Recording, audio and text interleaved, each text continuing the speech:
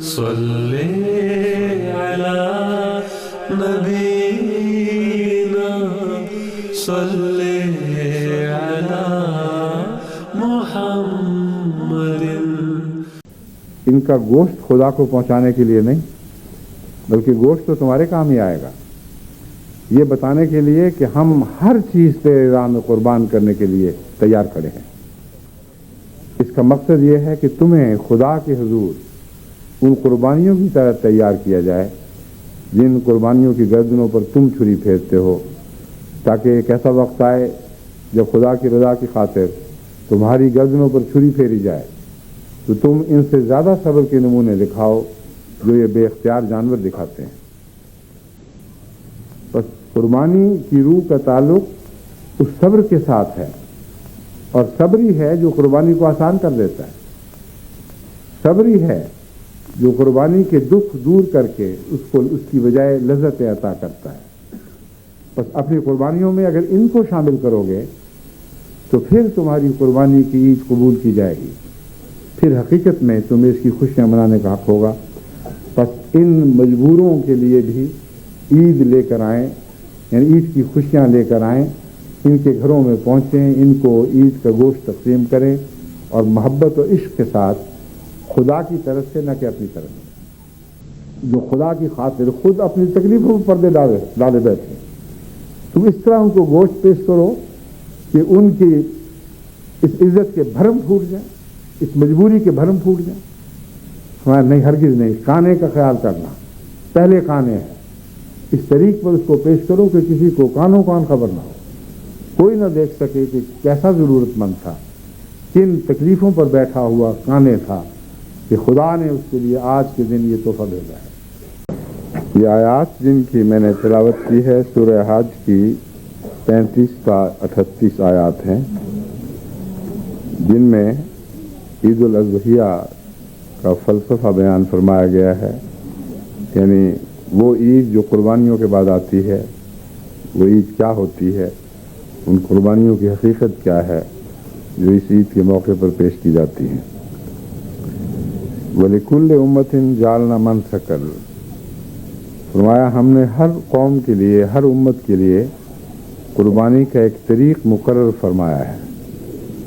یعنی جتنی بھی دنیا میں مذہبی قومیں آئی ہیں، ان میں سے ہر قوم کو خدا تعالیٰ نے ان کا مخصوص قربانی کا طریق سکھایا، لِيَذْكُرُوا اسْمَ اللَّهِ عَلَى مَا رَزَقَهُمْ، تاکہ وہ اللہ کا نام پڑھا کریں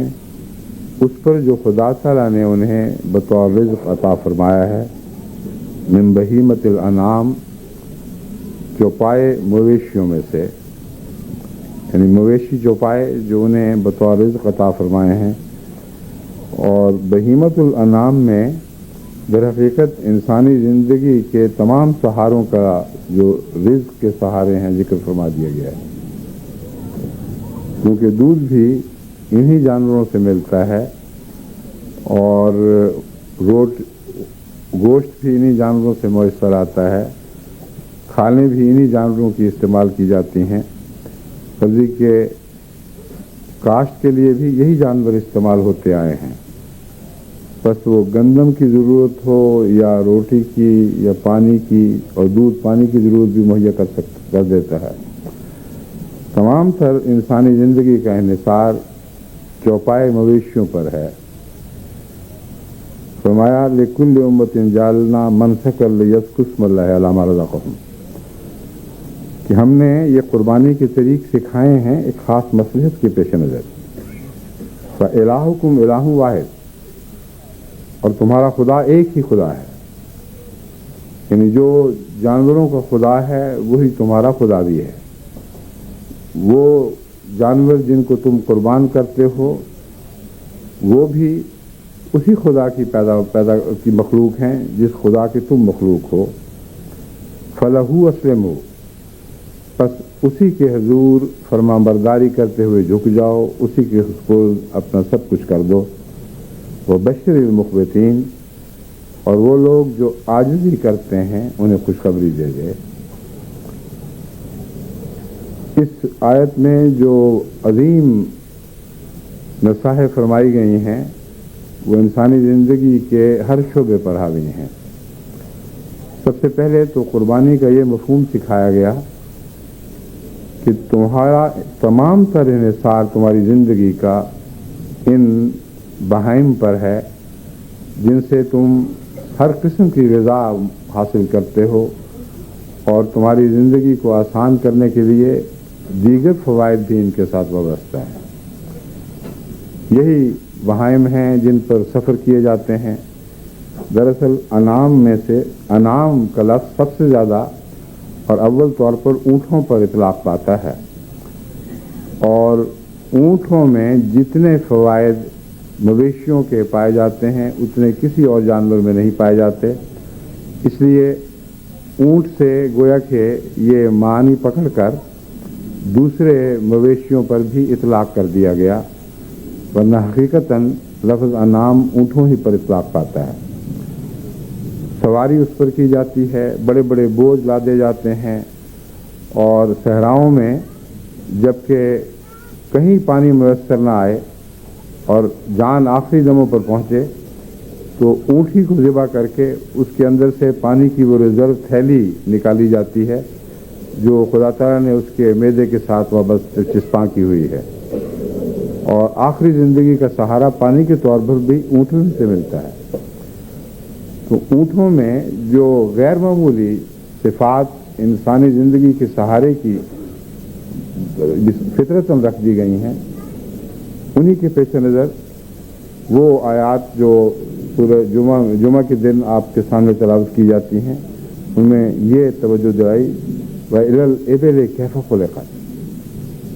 جانوروں میں سے صرف اونٹوں کا نام لیا گیا ہے کہ غور کرو آسمان پر اس کو کیسے رفتیں ملیں، پہاڑوں پر وہ کیسے نصب ہوئے، زمین پر وہ کیسے مسطح کر دی گئی، اور اونٹوں پر غور کرو۔ بس انعام کا لفظ انہی اونٹوں کے لیے استعمال ہوتا ہے، اور اس تمام قربانی کے ذکر کا خلاصہ یہ بنتا ہے کہ تم نے جو کچھ اپنی زندگی کی بقا کے لیے حاصل کیا ان مویشیوں سے حاصل کیا جنہیں اب تم خدا کی راہ میں قربان کر رہے ہو۔ گویا اپنی ساری زندگی کو خدا کے حضور پیش کر رہے ہو، اور تمہیں براہ راست ان پر کوئی فوقیت حاصل نہیں، کیونکہ وہی خدا ہے جو اونٹوں اور مویشیوں کا خدا ہے، جو تمہارا بھی خدا ہے۔ بس اللہ کا نام لے کر ان کو قربان کرو، یعنی خدا کی خاطر، اور گویا تم اپنی تمام زندگی کے ذرائع پر چھری پھیر رہے ہو۔ اور یہ ہے قربانی کا وہ آخری مفہوم جو یہ آیت ہمیں سکھاتی ہے، جس پر تمہاری زندگی کی بقا ہے، ہمیشہ سے جس پر تمہاری بنا رہی، ان سب کو تم خدا کے حضور پیش کر رہے ہو۔ ان کا گوشت خدا کو پہنچانے کے لیے نہیں، بلکہ گوشت تو تمہارے کام ہی آئے گا، یہ بتانے کے لیے کہ ہم ہر چیز تیرے راہ میں قربان کرنے کے لیے تیار کھڑے ہیں۔ فرمایا فَإِلَٰهُكُمْ إِلَٰهٌ وَاحِدٌ فَلَهُ أَسْلِمُوا، بس اسی کے حضور اپنے آپ کو پیش کر دو جس نے یہ جانور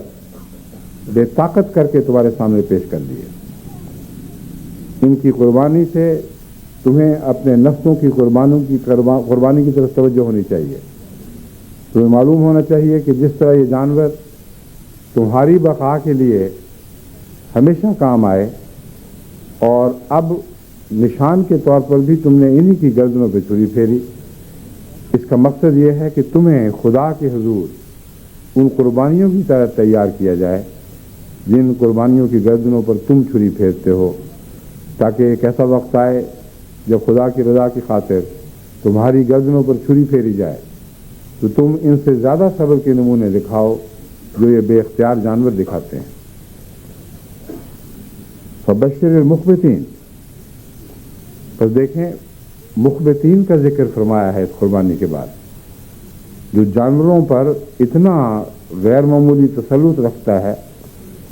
کہ ان کی گردنوں پر چھری پھیرتا ہے اور وہ کچھ نہیں کر سکتے۔ فرمایا اس سے تم عاجزی کے گر سیکھو، تمہیں بھی اسی طرح خدا کے حضور رہنا ہوگا، اپنا سب کچھ خدا کے حضور پیش کرتے ہوئے تکبر سے کلیتاً پاک ہو کر اس کے حضور اپنی گردنیں رکھ دو گے تو اسی میں خدا کی رضا ہے. وبشر المخبتین، بس عاجزی کرنے والوں کو خوشخبری دے دے. اب اس مضمون کو دیکھیں کس طرح قربانی کی طرف پھیر دیا گیا، یعنی جانوروں کی قربانی کے مضمون کو انسانی قربانی کی طرف کس طرح پھیرا گیا. الذین اذا ذکر اللہ وجلت قلوبہم، وہ لوگ یعنی وہ مومن جو قربانیاں دینے والے ہیں، ان قربانیوں کی حقیقت کو سمجھ کر ان کی کیفیت یہ ہو جاتی ہے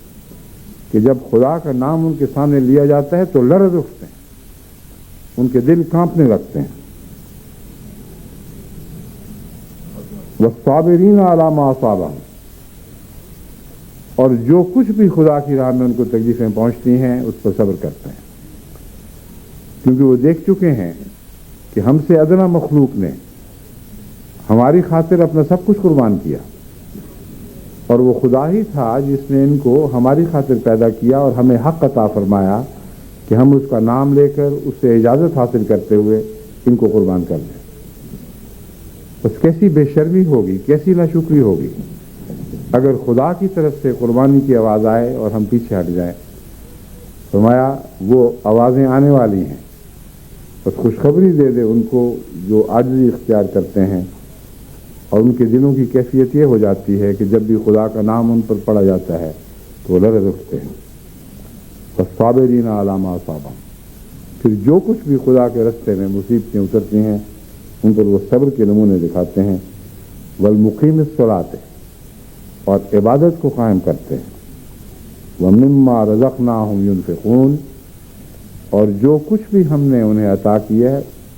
ان میں سے ہر چیز خرچ کرتے ہیں.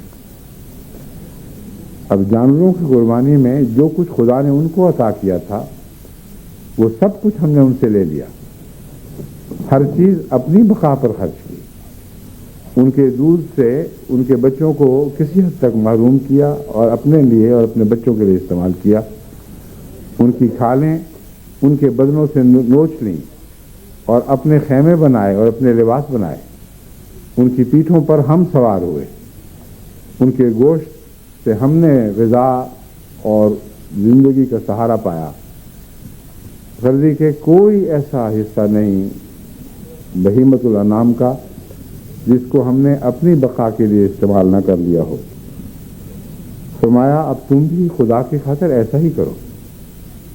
وَمِمَّا رَزَقْنَاهُمْ يُنْفِقُونَ، یہ وہ لوگ ہیں کہ پھر جو کچھ بھی ہم نے ان کو عطا کیا ہر چیز میں سے ہمیں لوٹاتے ہیں احسان اور تشکر کے طور پر. دماغ بھی ہماری راہ میں خرچ کرتے ہیں، وقت بھی ہماری راہ میں خرچ کرتے ہیں، جسم بھی ہماری راہ میں خرچ کرتے ہیں. جو اموال کماتے ہیں وہ بھی ہماری راہ میں خرچ کرتے ہیں، جو جائیدادیں بناتے ہیں انہیں بھی ہماری راہ میں خرچ کرتے ہیں. غرضی کے اولاد کی قربانیاں بھی پیش کرتے ہیں اور ہمیشہ کے لیے پیش کرتے چلے جاتے ہیں. بس یہ وہ مضمون ہے جس کا حج کے ساتھ ایک بہت گہرا تعلق ہے. حضرت ابراہیم علیہ الصلوۃ والسلام نے جب اپنے پیارے بیٹے اسماعیل کی گردن پر چھری رکھی تو یہ ایک ایسا عظیم نمونہ پیش کر دیا کہ ہمیشہ کے لیے انعام کی قربانی کا فلسفہ ہمیں سکھا دیا اور بتا دیا کہ ایک وقت ایسا آئے گا جب تمہیں اپنی عزیز ترین محبوب ترین اولاد کو بھی خدا کی راہ میں اسی طرح پیش کرنا ہوگا جس طرح جانوروں کی گردنوں پر تم چھریاں پھیر دیتے ہو. مگر وہاں ایک فرق ہے، وہاں اللہ تعالیٰ نے اس قربانی کی روح کو قبول فرما لیا اور جسم کی ضرورت پیش نہ آئی. بس اس آیت کریمہ میں جہاں اللہ تعالیٰ فرماتا ہے ان کے جسم ان کی جانیں سب کچھ تم اپنے لیے استعمال کرتے ہو، ان کی گردنوں پہ چھری پھیرتے ہو، ایک دوسری آیت میں اللہ تعالیٰ فرماتا ہے کہ ان خدا تعالیٰ کو خون اور گوشت نہیں پہنچتے، ولیکن جنال لن ینال اللہ لحومها ولا دماؤها ولیکن جنالہ التقوی منکم. ان کے لحوم یعنی گوشت جو قربانیاں تم پیش کرتے ان کے گوشت تو خدا کو نہیں پہنچتے، ولا دماؤہا، اور ان کے خون بھی نہیں، ولیکن ینالہ التقوی منکم، جو خدا کو بات چیز پہنچتی ہے وہ تو تمہارا تقوی ہے، تمہارے دل کا خوف ہے۔ بس پہلی آیت میں جو یہ فرمایا گیا کہ ان کے دل خدا کے نام سے لرز اٹھتے ہیں، اس کا مطلب یہ ہے کہ جو وہ قربانیاں پیش کرتے ہیں وہ انہیں تقوی میں بڑھاتی ہیں، اور ان کا تقوی ہی ہے جو خدا کے حضور قبولیت کے لائق ہے، اس لیے ان کے دلوں کا لرزنا ثابت کرتا ہے کہ یہ متقی لوگ ہیں، انہوں نے اپنی خاطر، اپنے نفس کی خاطر کسی اور چیز کو قربان نہیں کیا، بلکہ رضائے باری تعالیٰ کے لیے اپنے آپ کو اس سے بڑھ کر قربان کرنے کے لیے تیار ہوئے بیٹھے ہیں۔ یہ وہ مضمون ہے جو حضرت ابراہیم کی ذات میں آ کر اس زمانے میں کامل ہوا، اور حضرت ابراہیم علیہ الصلوۃ والسلام نے جو اپنے پیارے بیٹے کو اوندھے منہ لٹایا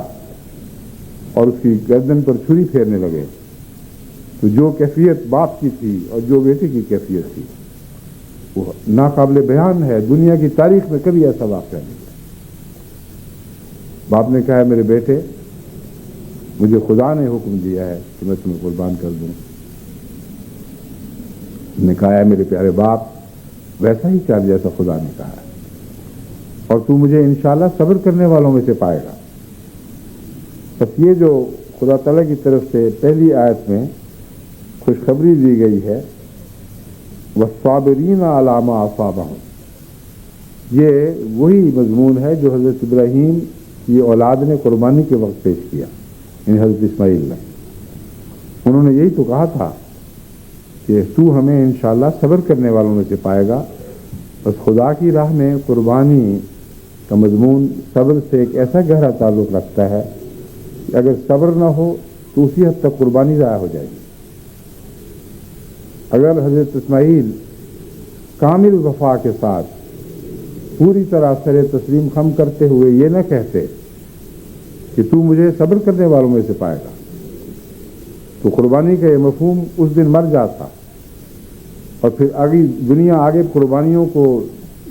کی حقیقت کو دیکھنے سے محروم رہ جاتی۔ یہ وہ صبر کا مضمون ہے جو پھر آگے جاری ہوا ہے، جو امت محمدیہ صلی اللہ علیہ وآلہ وسلم اس شان سے جاری ہوا ہے کہ اس کی پہلے کوئی نظیر دکھائی نہیں دیتی۔ فرق صرف یہ تھا کہ ابراہیم علیہ الصلوۃ والسلام کے دل پر نگاہ فرماتے ہوئے اپنے ہاتھ سے آپ کو بیٹے کو ذبح کرنے کی اذیت سے نجات بخشی گئی، لیکن یہ بھی بتا دیا گیا کہ خدا کی راہ میں ایسی اولادیں آنے والی ہیں جو از خود اپنے شوق سے اپنی گردنیں خدا کے حضور پیش کریں گے۔ باپ تو ان کو ذبح نہیں کریں گے، مگر دوسرے ہوں گے جو ان گردنوں پر چھریاں پھیریں گے، اور وہ اسماعیل کی دعا کہ تو مجھے صابر پائے گا، اسماعیل کے فرزند یعنی روحانی فرزند حضرت محمد مصطفیٰ صلی اللہ علیہ وآلہ وسلم، جو ایک پہلو سے فرزند تھے اور ایک پہلو سے باپ سے بھی بڑھ کر درجہ رکھتے تھے، یعنی خاتم النبیین تھے۔ آپ کے اور آپ کی قوم کے اندر خدا تعالیٰ نے پھر اس خون کی قربانی کو جاری بھی کر دینا تھا، بس وقتی طور پر توقف فرمایا گیا، یعنی یہ بتا دیا گیا کہ اگر تم چاہو تو اپنی اولاد کو خدا کی راہ میں قربان کر سکتے ہو، تو وہ اختیار ہے، مگر شرط یہ ہے کہ اولاد بھی راضی ہو اور پوری طرح اس پر تمہارے ساتھ تیار ہو، اور شرط یہ ہے کہ اولاد میں صبر کا مادہ ہو، کیونکہ خدا کی راہ میں قربانیاں بعض دفعہ غیر معمولی صبر کا تقاضا کرتی ہیں، خصوصاً وقف زندگی کی وہ قربانی جو عمر بھر کے لیے ہو، اس میں غیر معمولی صبر کی ضرورت پیش آتی ہے کہ جان کی وہ قربانیاں جن کا سلسلہ ختم ہونے میں نہ آئے، مسلسل دی جاتی رہیں سال بسال، اسی طرح ظالموں کی گردن چھریاں معصوموں اور مظلوموں کی گردنوں پہ چلتی رہیں، تو اس میں بھی ایک صبر کا لمبا زمانہ آ جاتا ہے۔ بظاہر تو وہ جو شہید ہو گیا اس کا دکھ اس شہادت کے ساتھ ہی اس دنیا میں ختم ہوا، مگر امر واقعہ یہ ہے کہ مومنوں کی جماعت ایسی ہوتی ہے کہ ان میں سے کسی ایک کی گردن پر چھری پھرے تو چھری ہر گردن پر پھیری جاتی ہے۔ ایک اذیت کسی دنیا کے کسی ملک میں کسی مومن کو خدا کی راہ میں پہنچائی جاتی ہے تو سارے عالم میں تمام مومنوں کے بدن اسی طرح لرزہ براندام ہو جاتے ہیں، اسی طرح ان کے دل اس کے دکھ سے بھر جاتے ہیں۔ بس یہ کہہ دینا کہ وہ قربانیاں جو حضرت رسول اکرم صلی اللہ علیہ وآلہ وسلم کے زمانے میں جان کی قربانی کے طور پر پیش کی گئیں وہ نسبتاً آسان تھیں، یہ درست نہیں ہے۔ اگر ایک ایسی سوسائٹی ہوتی جس کا باہمی تعلق نہ ہوتا تو پھر کہا جا سکتا تھا کہ ابراہیم کے بیٹے اسماعیل کی قربانی زیادہ فضیلت رکھتی تھی، کیونکہ اس نے ہمیشہ کے لیے ایک لق و لق صحرا میں اپنے آپ کو خدا کے حضور حاضر کیے رکھا۔ لیکن واقعہ یہ ہے اور یہی حقیقت ہے جس پر سے یہ آیات پردے اٹھا رہی ہیں کہ حضرت محمد مصطفیٰ صلی اللہ علیہ وآلہ وسلم کے زمانے میں جن قربانیوں کا دور چلنا تھا اس میں واقعتاً خون بھی بہایا جانا تھا اور ہمیشگی کی قربانی کی روح بھی اس میں پائی جانی تھی۔ چنانچہ حضرت اقدس محمد مصطفیٰ صلی اللہ علیہ وآلہ وسلم اپنے غلاموں کی تصویر کھینچتے ہوئے فرماتے ہیں کہ مومن کا تو یہ حال ہے کہ مومنوں کی جماعت کا یہ حال ہے جیسے ایک بدن ہو، پاؤں کی انگلی کے کنارے پر بھی کانٹا چبھے، ناخنوں میں بھی تکلیف ہو تو سارا بدن بے چین ہو جاتا ہے۔ بس وہ مومنوں کی جماعت جو اپنے بھائیوں کی تکلیف کا اس قدر احساس رکھتی ہو، کیسے ممکن ہے کہ وہ ان کی گردنوں پہ چھریاں پھیری جا رہے ہوں اور وہ امن اور امان اور چین کے ساتھ ان سے بے تعلق ہو کر اپنی زندگی بسر کریں۔ بس مومنوں کی ایک عظیم جماعت محمد رسول اللہ صلی اللہ علیہ وآلہ وسلم کے روحانی فرزندوں میں پیدا ہوئی، جس نے اسماعیل کی قربانی کو آخری نقطۂ معراج تک پہنچا دیا، ظاہری لحاظ سے بھی باطنی لحاظ سے بھی۔ واقعتاً گردنوں پہ چھریاں پھیری گئی، واقعتاً خوب خون بہائے گئے اور تاج کا رنگ تھا، توئی قربانی تھی، جبر نہیں تھا۔ بعض لوگ یہ سمجھتے نہیں کہ جب خدا کہتا ہے طعن و کرہن چلے آؤ اور یہ جواب بتاتا ہے کہ وہ خدا کی خاص روحوں کا جواب یہ ہوتا ہے اتینا طائعین، کہ ہم طعن آتے ہیں، تو جبرن والا ذکر کہاں غائب ہو گیا؟ اگر سب نے طعن ہی حاضر ہونا تھا تو جبرن کی مضمون کو بیان کرنے کی کیا ضرورت تھی؟ دراصل یہ دونوں مضامین بیقبہ حضرت صلی اللہ علیہ وسلم کے زمانے میں اور کسی حد تک ہر نبی کے زمانے میں رونما ہوتے رہے ہیں، پہلو بدلو چلتے رہے ہیں۔ ظالم جبرن قربانیاں لیتے ہیں اور مومن طعن قربانیاں دیتے ہیں۔ بس ان کے جبر ان کی قربانی کا چہرہ میلا نہیں کر سکتے۔ یہ نہیں کہا جا سکتا کہ مومن جب قربانی پیش کرتا ہے تو اس میں اس کی کیا خوبی تھی، دشمن نے پکڑا، گھیرا اور ذبح کر دیا، وہ تو بے اختیار تھا۔ اگر دشمن نے سنسار کر کے مار دیا تو اس کے پاس جائے نجات، جائے مفر تھی کہاں؟ وہ تو مجبور تھا۔ مگر لوگ نہیں جانتے کہ کفر کا دروازہ اس کے سامنے کھلا تھا، ارتداد کا گیٹ پوری طرح کھول کر اس کے سامنے کھڑا کر دیا گیا تھا کہ کرہن تو ہے مگر تمہاری ایک تو بھی ہے، تمہارا ایک اختیار بھی ہے، تم چاہو تو اس گیٹ سے نکل کر اپنی جان بچا لو، اپنے اموال بچا لو، اپنی عزتیں بچا لو، اپنی اولادیں بچا لو۔ بس وہ قربانی جو دنیا کو کرہن دکھائی دیتی ہے وہ طعن اس میں سے گزرتے ہیں اور ہرگز کراہت کا کوئی شائبہ تک اس قربانی میں باقی نہیں رہتا۔ اسی لیے وہ خدا کے حضور عرض کرتے ہیں اتینا طائعین، اے خدا تو نے تو کہا تھا کرہن آؤ، مجبوراً آؤ یا خوشی سے آؤ۔ ہم عرض کرتے ہیں کہ ہماری اطاعت کی روح کو کوئی جبر ویرا نہیں کر سکا۔ ہم بھاگ سکتے تھے مگر نہیں بھاگے، ہم جبر کی راہوں سے فرار اختیار کر سکتے تھے مگر نہیں کیا۔ بس جن کے نزدیک جبر ہے وہ جاہل لوگ ہیں۔ ہم پر کوئی جبر ان معنوں میں نہیں تھا کہ ہم ہمارے لیے نجات کی راہ نہیں تھی، ایک گندی ظالم نجات کی راہ ضرور ہمارے لیے کھلی رہی، اسے ہم نے ترک کر دیا اور قربانی کی راہوں سے اطعنا طائعین کہتے ہوئے تیرے حضور حاضر ہو گئے۔ بس یہ وہ روح تھی جو حضرت محمد مصطفیٰ صلی اللہ علیہ وآلہ وسلم کی غلاموں میں پیدا ہوئی، جس نے اسماعیل کی قربانی کے ہر پہلو کو ایک عظیم جلوہ بنا کر پیش کیا، ہر قربانی کے اسماعیل کی قربانی کے ہر جذبے کو ایک نئی جلا بخشی گئی، ایک نئی شان اس میں پیدا کی گئی، ایک نیا حسن اس کو عطا کیا گیا، اور ایک کی قربانی ہزاروں لاکھوں کی قربانی بن گئی، اور ایسی قربانی بن گئی جس نے زمانے میں جاری رہنا تھا اور ہمیشہ ہمیشہ کے لیے جاری رہنا تھا۔ اور آج وہی دور ہے جس دور میں سے ہم گزر رہے ہیں، اور اسماعیل کی قربانیوں کو اس صورت میں جس میں محمد مصطفیٰ صلی اللہ علیہ وآلہ وسلم نے ہمیں سکھایا اور ہمیں اس کے آداب بتلائے، اس کے سلیقے سکھلائے، اس صورت میں ہم خدا کے حضور آج ان قربانیوں کو پیش کرنے کا عہد لے کر اٹھے ہیں، اور اللہ تعالیٰ کا بڑا احسان ہے کہ جہاں تک میری نظر جاتی ہے ہم اس عہد کو پورا کرنے والے ہیں۔ پاکستان میں دیکھو، لکھوک احمدیوں کے لیے دو رستے کھولے گئے تھے، ایک یہ کہ جبر کے رستے ہم تمہارے پاس آئیں گے اور تمہارے لیے جبر کی راہ سے ایک امن کی کھڑکی کھولیں گے، ہمارے جبر سے نجات دینے والی کھڑکی بھی ہم ہی کھولنے والے ہیں، اس لیے تمہارے پاس بھاگ کر پناہ کی اور کوئی جگہ نہیں۔ مان جاؤ جو ہم کہتے ہیں اور انکار کر دو اس کا جو خدا کہتا ہے، تو تم ہمارے سینوں سے چمٹو گے، ہم تمہارے گلوں میں ہار پہنائیں گے، تمہارے لیے دیگیں چڑھائیں گے اور گلی گلی مٹھائیاں تقسیم کریں گے۔ بس یہ عجیب جبر تھا کہ اس کے ساتھ بھی ایک طاعت کا مضمون شامل ہے۔ طعن و کرہن کا مضمون دیکھو، شیطان نے بھی سیکھا ہے مگر کیسے بھیانک رنگ میں۔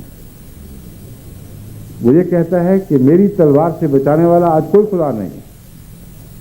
میری ظلم کی چکی سے تمہیں نکال لینے والا کوئی ہاتھ نہیں ہے مگر میرا ہاتھ، اور میں دونوں رستے تم پر کھول رہا ہوں، تم میری طرف طعن چلے آؤ یا جبرن چلے آؤ، آنا تو ہے ہی۔ مگر وہ اس تمام کوشش کو رد کر دیتے ہیں، حقیر سمجھ کر اپنے پاؤں تلے رون دیتے ہیں، اور ان کی حسرتیں ان کی سامنے ہمیشہ کے لیے ان پر لعنت کرتی ہوئی ابھرتی ہیں۔ جانتے ہیں کہ ہمارے جبر کے باوجود، جانتے ہیں کہ ہماری طاعت کی کھڑکی کھولنے کے باوجود انہوں نے ہمارے جبر کو بھی رد کر دیا اور ہماری طاع کی یعنی اختیار کی کھڑکی کو بھی رد کر دیا، اور یہ کہتے ہوئے ہمارے ہاتھوں سے نکل گئے کہ ہم تو اپنے رب کے حضور چلیں گے، اور یہ لبیک کہتے ہوئے جائیں گے، اطعنا طائعین، اے ہمارے اللہ ہم تو تیری طرف آئے ہیں، طاعت کرتے ہوئے شوق سے، خوشی کے ساتھ۔ یہاں طائعین سے مراد اطاعت نہیں بلکہ از خود شوق اور ولولے سے کوئی چیز کرنا، بے اختیاری کی وجہ سے نہیں بلکہ اختیار ہوتے ہوئے ایک راہ کو اختیار کرنا، یہ مضمون ہے جو لفظ تعین نے ہمارے سامنے کھولا ہے۔ بس جماعت احمدیہ کو حال دیکھ لو، وہ قربانی جو 4,000 سال پہلے خانہ کعبہ کے ارد گرد ایک لک و دک صحرا میں پیش کی گئی تھی، خدا نے اسے کیسا زندہ رکھا، کیسی اس کو برکتیں دی، کیسی نشو و نما عطا فرمائی۔ نہ صرف وہ ایک قربانی ہزاروں میں تبدیل ہوئی بلکہ اس کا ہر پہلو اور ہر پہلو کے ہر حسن نکال دیا گیا، اور حیرت انگیز شان کے ساتھ ان ریت کے ذروں کو آسمان کی کہکشائیں بنا دیا گیا، جو محمد مصطفیٰ صلی اللہ علیہ وآلہ وسلم کے قدموں کے خاک سے اٹھی، آپ کے قدموں کی خاک ہی تھی جو آئندہ آسمان مذہب اور آسمان روحانیت کی کہکشائیں بننا تھا۔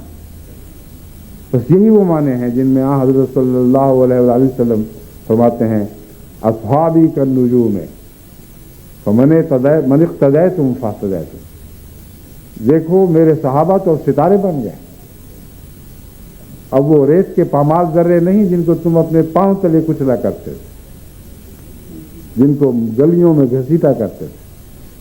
جن کو ریت کے تپتے ہوئے میدانوں میں لٹا کر ان کے اوپر پتھر کی سریں رکھ دیا کرتے تھے، اب ان کے تک تو تمہارا تصور بھی نہیں پہنچ سکتا خدا نے ان کو کہاں سے اٹھایا اور کہاں پہنچا دیا۔ اصحابی کا نجوم، دیکھو میرے غلام تو ستارے بن چکے، اور ایسے ستارے جو ہمیشہ کے لیے تمہیں ہدایت دیں گے۔ یہ ہے وہ اسماعیل کی قربانی کا معراج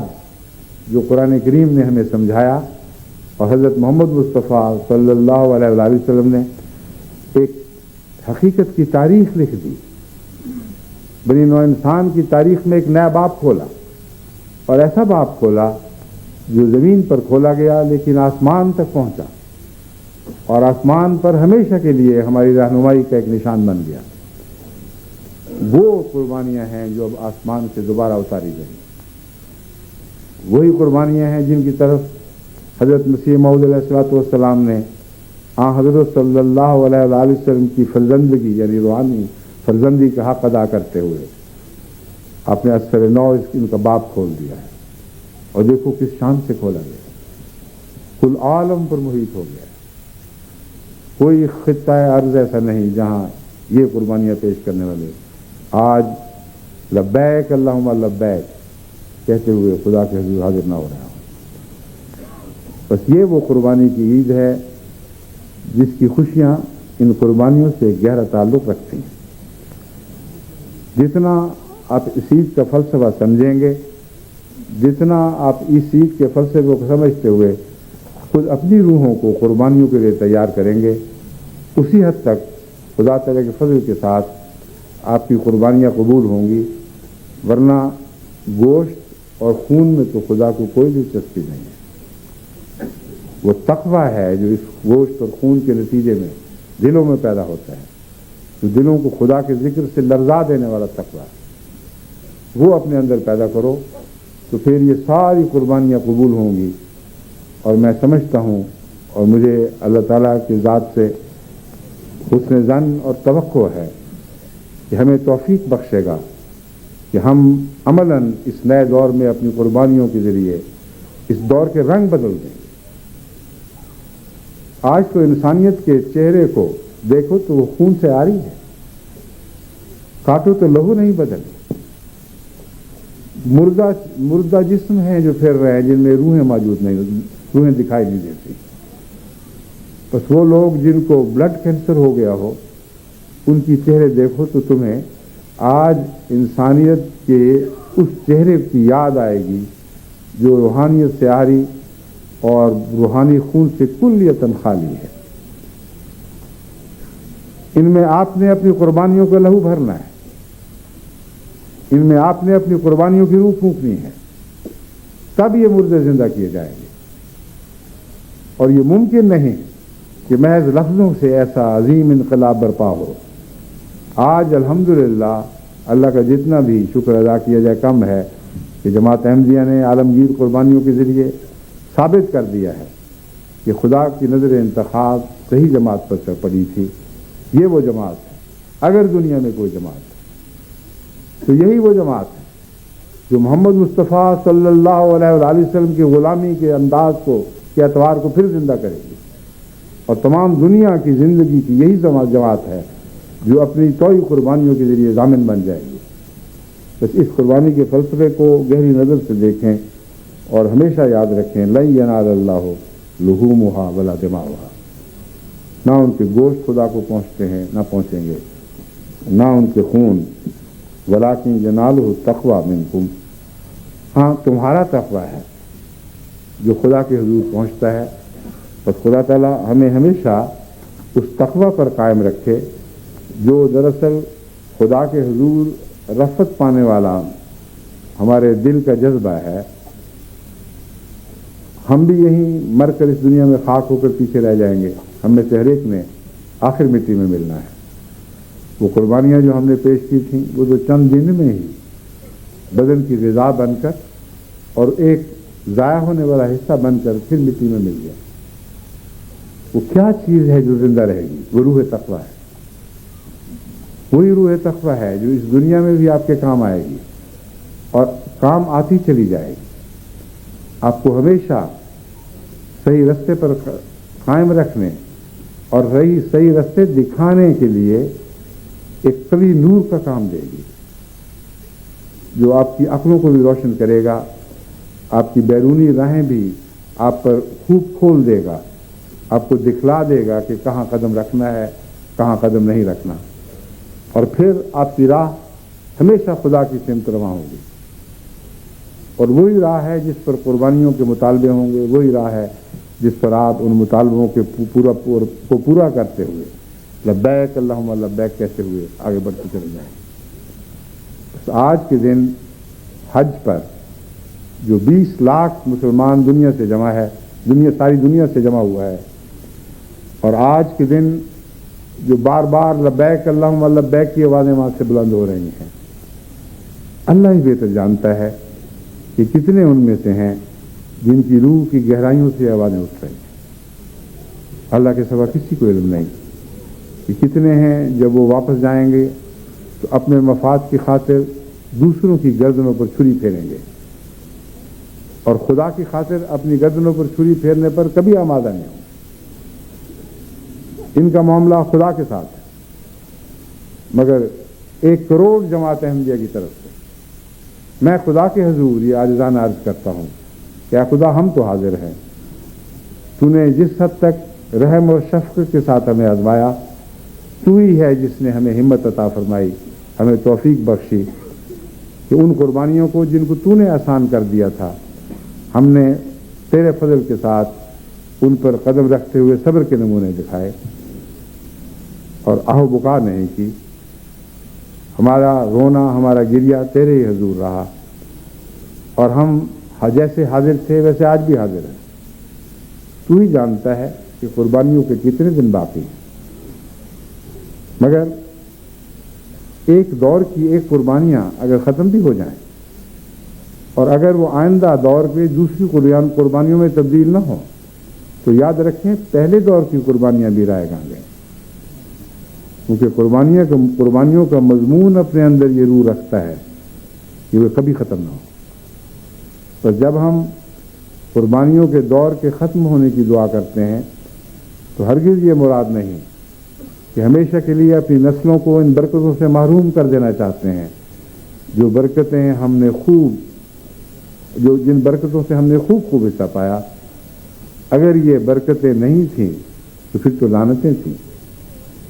اگر لعنتیں تھیں تو دعا مانگیں کہ خدا ہمیشہ کے لیے آپ کو اور آپ کی نسلوں کو ان لعنتوں سے نجات بخشے. مگر یہ برکتیں ہیں, تب برکتیں بنتی ہیں جب آپ اطاعت کی گردن خدا کے حضور شوق سے رکھ دیں,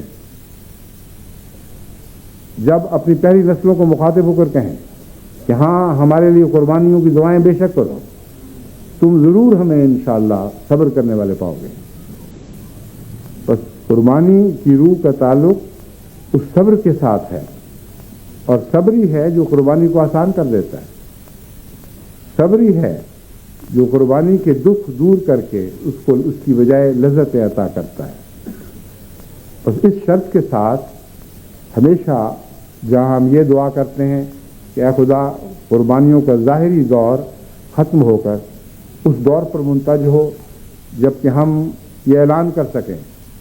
کہ اے جبر کی تلوار سے ہمیں ذبح کرنے والوں, تم ہمیں مارنے میں ناکام رہے, ہم پہلے سے بڑھ کر زندہ ہو گئے. اس جذبے اور ولولے کے ساتھ بے شک دعائیں کرو کہ خدا اس قربانی کے دور کو ختم کر کے اس دور پر پہنچا دے کہ جس میں یفرح المومنین کی خوشخبریاں دی جاتی ہیں. کہ ایسا دور بھی آئے گا جبکہ بغلے بجانے والے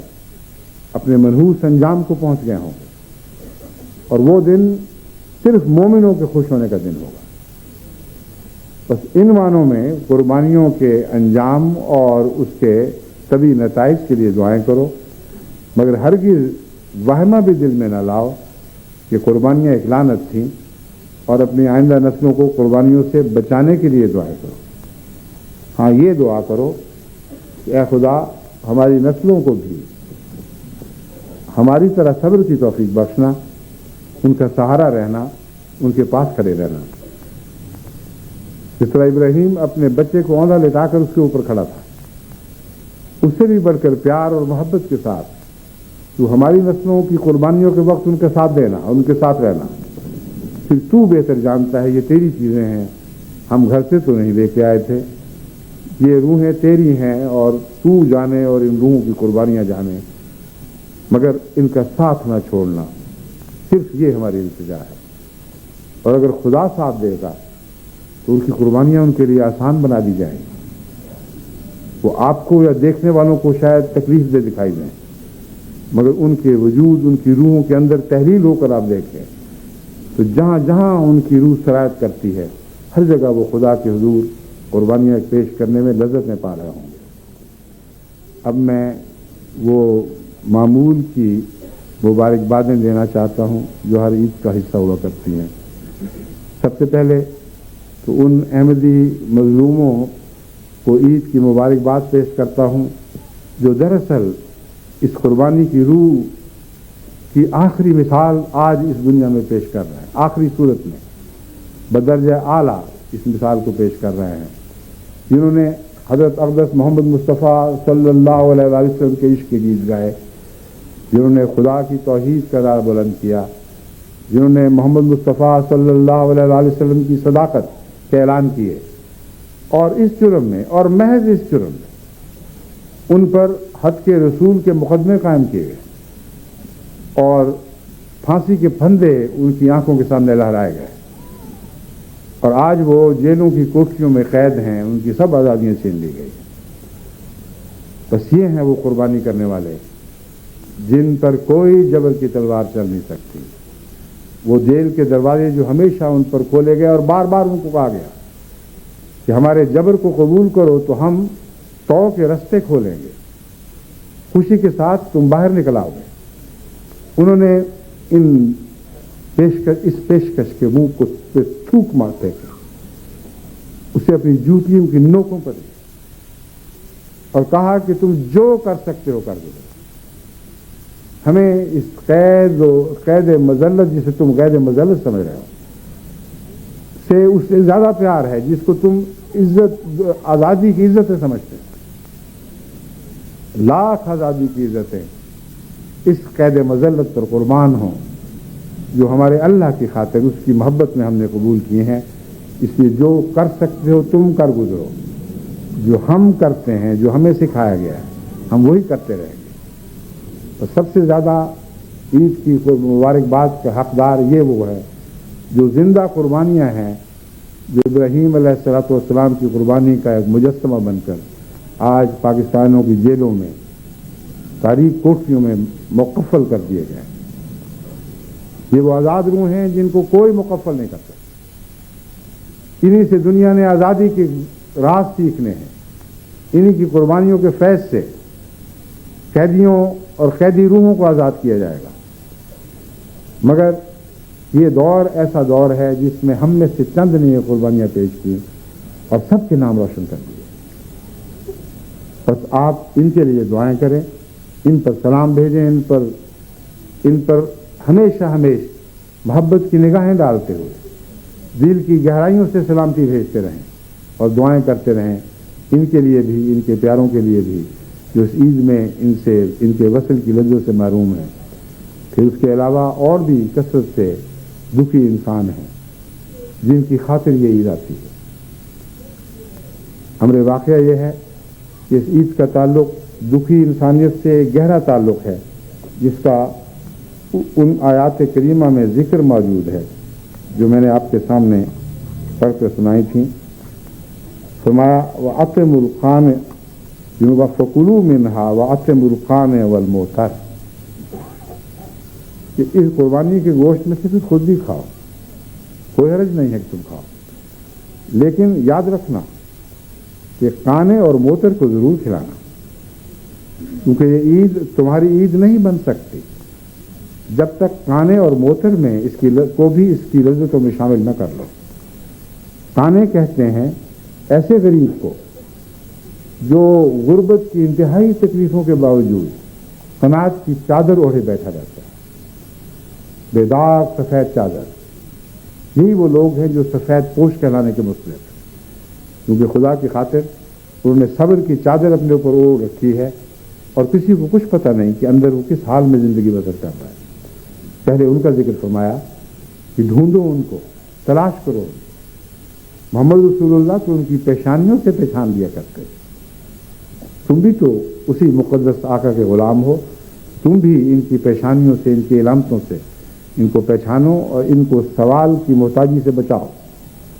ان کے گھروں تک پہنچو اور ان کے حضور وہ قربانی کا گوشت پیش کرو جو خدا کی طرف سے ان کے لیے ایک تحفہ ہے، تمہیں اس کا ذریعہ بنایا گیا ہے۔ والموتا، اور ایسا شخص جو غربت سے پریشان حال ہو جائے، محض غریب نہیں بلکہ اس کا حال پراگندہ ہو کر پراگندہ حال دکھائی دینے لگے، اسے اختیار نہ رہو کہ وہ قناعت کا لباس پہن سکے، اس کی بھی فکر کرو۔ اس کا حال تم پر روشن ہے، تم جانتے ہو وہ کون لوگ ہیں۔ بس اپنی قربانیوں میں اگر ان کو شامل کرو گے تو پھر تمہاری قربانی کی عید قبول کی جائے گی، پھر حقیقت میں تمہیں اس کی خوشیاں منانے کا حق ہوگا۔ بس ان مجبوروں کے لیے بھی عید لے کر آئیں، یعنی عید کی خوشیاں لے کر آئیں، ان کے گھروں میں پہنچیں، ان کو عید کا گوشت تقسیم کریں اور محبت و عشق کے ساتھ خدا کی طرف سے، نہ کہ اپنی طرف سے، کہ ہمارے ممنون ہونے کی کوئی ضرورت نہیں ہے۔ جس خدا نے ہمیں دیا اسی نے تمہیں بھی دیا ہے۔ اور جیسا کہ اس آیت کی ترتیب سے پتہ چلتا ہے، اپنے اور اپنوں کے لیے، عزیزوں کے لیے اگر آپ 1/3 رکھ لیں اور ایسے محروموں کے لیے جن کی آپ کو تلاش کرنی ہوگی، ان کا کھوج لگانا ہوگا، جو صابرین ہیں اور صبر کے اعلیٰ مقامات پر فائز ہیں، چادروں میں لپٹے ہوئے ہیں جو قناعت کی چادریں ہیں، ان کو پہچاننا ہوگا، ان تک پہنچنا ہوگا، ان کے حضور بھی محبت کے ساتھ یہ گوشت پیش کرنا ہوگا۔ لیکن یاد رکھو کہ جب ایسے غریبوں کے حضور تم خدا کی طرف سے یہ قربانی کا تحفہ دو تو ان کی چادر پر داغ نہ لگ جائے۔ اللہ نے انہیں قانے کہہ کر تمہیں نصیحت فرما دی ہے کہ ان کی پردہ پوشی کرنا تمہارا فرض ہوگا۔ جو خدا کی خاطر خود اپنی تکلیفوں پر پردے ڈالے بیٹھے، تم اس طرح ان کو گوشت پیش کرو کہ ان کی اس عزت کے بھرم پھوٹ جائیں، اس مجبوری کے بھرم پھوٹ جائیں۔ ہمارا نہیں، ہرگز نہیں، کانے کا خیال کرنا، پہلے کانے ہے، اس طریق پر اس کو پیش کرو کہ کسی کو کانوں کان خبر نہ ہو، کوئی نہ دیکھ سکے کہ کیسا ضرورت مند تھا، کن تکلیفوں پر بیٹھا ہوا کانے تھا کہ خدا نے اس کے لیے آج کے دن یہ تحفہ بھیجا ہے۔ پھر وہ موتر جن کی بے اختیاری تمہارے اختیاری میں نہیں، اور ان کے اختیار میں ان تکلیفوں کو چھپانا رہا ہی نہیں ہے، ان تک پہنچو، اور اس میں اس پردہ کے مضمون کا تو دخل نہیں، لیکن اس مضمون کا تعلق تو بہرحال ہے کہ عزت کے ساتھ ان کے ساتھ سلوک کرو اور ان کو بھی اس طرح یہ قربانیاں دو جیسے خدا کی طرف سے ان کے لیے تحفے ہیں۔ یہ کرو تو پھر ان کو اپنی دعاؤں میں بھی یاد رکھو، اور ان سب کو جن کا ذکر اس آیت کریمہ میں ملتا ہے، میں آج تمام عالمی جماعت کی طرف سے عید الاضحیٰ کی عید مبارک پیش کرتا ہوں۔ اللہ تعالیٰ آپ سب کے لیے یہ عید مبارک فرمائے، ہمارے لیے بھی اور آپ کے لیے بھی۔ اور جن جن مجبوروں تک آج کے دن کوئی گوشت نہیں پہنچا، جماعت کا فرض ہے کہ کھوج لگائیں، اور بعد ازاں اگر آپ کے علم میں آئے کہ بعض محروم، بھوکے اور غریب ایسے ہیں کہ آج ایک دن بھی ان کو گوشت نصیب نہیں ہوا، آپ پر فرض ہے، اور خدا کی قسم آپ پر فرض ہے، ان کو ڈھونڈ لیں اور بعد کے سال میں سارا سال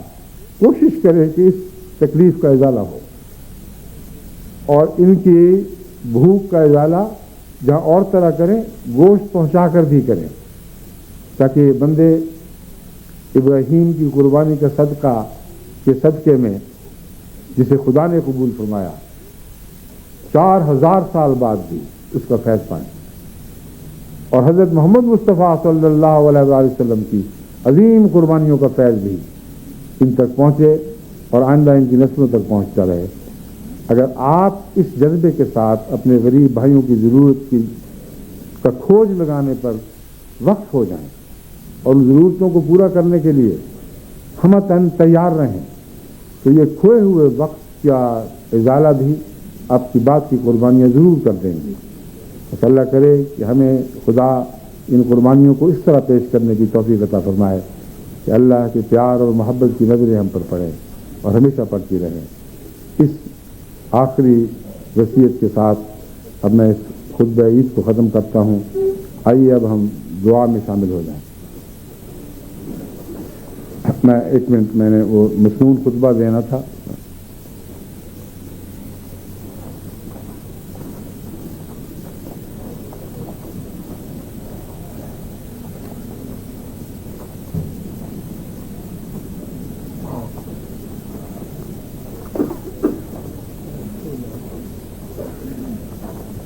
خطبے سے پہلے یہ بھی بتا دوں کہ بڑی عید جسے ہم کہتے ہیں آج کی عید، اس کے بعد مسافر نہیں ہوا کرتے، کیونکہ آپ سب نے جانا ہے اور قربانیاں پیش کرنی ہیں اور پھر باربیکیو بھی لگانے ہیں، اور اس باربیکیو میں اپنے ان ہمسایوں کو بھی یاد رکھ لیں جن کو وہ توفیق نہیں ملی. اور ایک بچے سے میں نے کل پوچھا کہ بتاؤ تم کیا کرو گے، کس طرح باربیکیو مناؤ گے؟ تو اس نے کہا ہم اس طرح منائیں گے کہ اپنے رشتہ داروں کو بھی بلائیں گے، سب جگہ نظر ڈالیں گے کون کون ہے، اور پھر وہاں دیکھیں گے اگر کسی ایسے آدمی کو دیکھیں گے جس کے پاس باربیکیو نہیں ہے تو اس کو بھی دعوت دیں گے.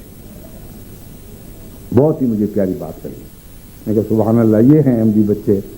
جو آئندہ زمانے کی عظیم نسلیں پیدا کرنے والے ہیں. اسی روح کے ساتھ دنیا میں ہر جگہ، یہاں تو شاید اس کی ضرورت شاذ کے طور پر پیش آئے، اور دنیا میں ہر جگہ تلاش میں رہیں کہ آپ کے باربیکیو کی خوشیوں میں وہ محروم بھی ہو جائیں جن کو یہ خوشیاں نصیب نہیں ہو سکیں. تو اس کے بعد میں اب وہ مسنون خطبہ پڑھتا ہوں، پھر دعا اور پھر اجازت.